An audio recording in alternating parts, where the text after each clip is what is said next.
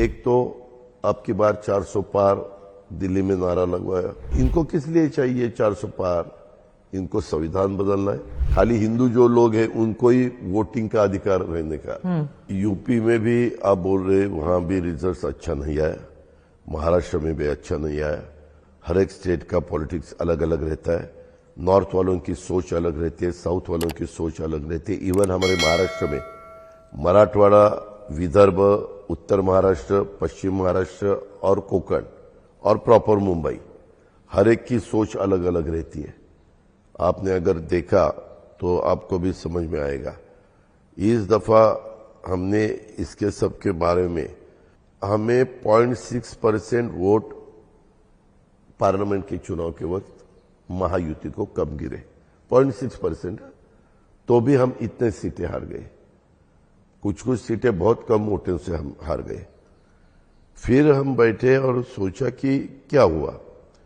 तो दो नैरेटिव तो क्लियर हमें दिखाई दिए। एक तो अब की बार 400 पार दिल्ली में नारा लगवाया बीजेपी वालों ने, वो मिसफायर हुआ। वो इतना मिसफायर हुआ, स्मिता जी आपको ताज्जुब होगा, लोग बोलने लगे अपोजिशन वाले, इनको 275 सीटें चाहिए गवर्नमेंट लाने के लिए, क्लियर मेजॉरिटी। 2 दफा 300 से ज्यादा ही ये आए हैं, तो भी ये उनको समाधान नहीं मिल रहा है। तो इनको किस लिए चाहिए 400 पार?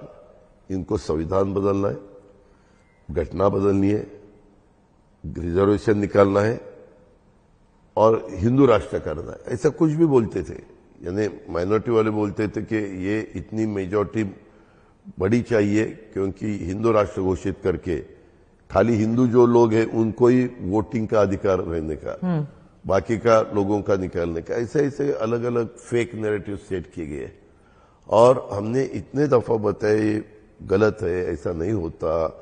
डॉक्टर बाबा साहेब अम्बेडकर का संविधान इतना बढ़िया है, इतना बढ़िया है, सब लोग उसका आदर करते हैं, लेकिन ज्यादा ध्यान नहीं दिया। हमने ये भी बताया जब तक सूरज चांद रहेगा तब तक बाबा साहब का संविधान कोई नहीं, पर कोई मानने को तैयार नहीं थे।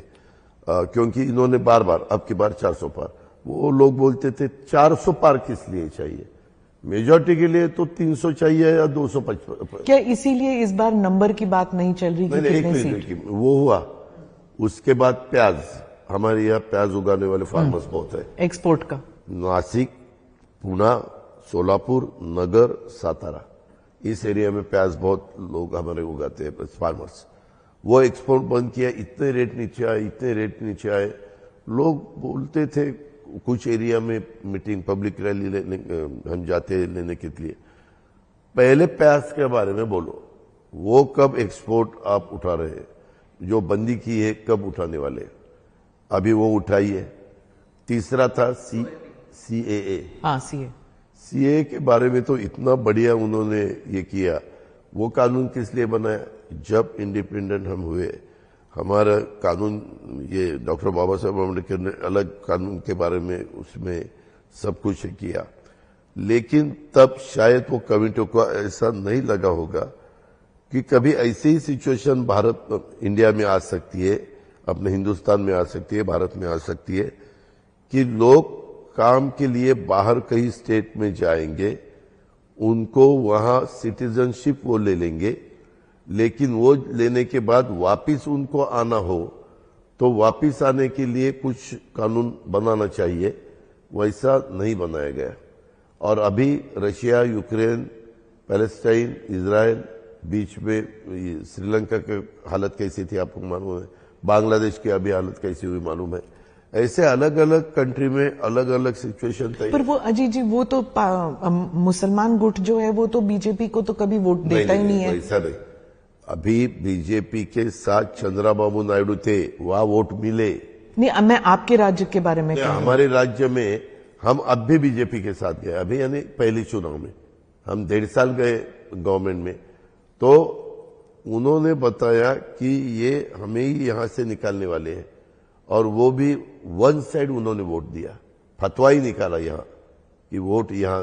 पर अगर उस वक्त अगर CAA की बात थी तो अब बटेंगे तो कटेंगे वाला जो नारा है, उसको हमने सबने विरोध किया है। मैंने अकेले ने नहीं, मेरे पार्टियों ने तो किया ही किया, बीजेपी के, मुझे किसी ने बताया पंकजा मुंडे ने भी विरोध किया, वो महाजन। तो विरोध करने से क्या होता है? पार्टी में तो आप हैं वैसे भी ना, सुनो ना, महायुति ये में तो हैं। एक स्टेट के चीफ मिनिस्टर आते हैं और वो बोल देते हैं बटेंगे कटेंगे, तुरंत हमने बताया कि ये कि उत्तर प्रदेश नहीं है, नॉर्थ में ये चलता होगा। हमारे महाराष्ट्र में शिवशाहू फुले अम्बेडकर की विचारधाराओं से महाराष्ट्र चलता है। मैंने हमेशा देखा है, जब से मैं पॉलिटिक्स में आया हूं या उससे पहले एक स्टूडेंट के नाते मैं जब सोचता था तो भी मैंने देखा है, उसके बजाय वो दूसरा कोई सोच ही नहीं सकता।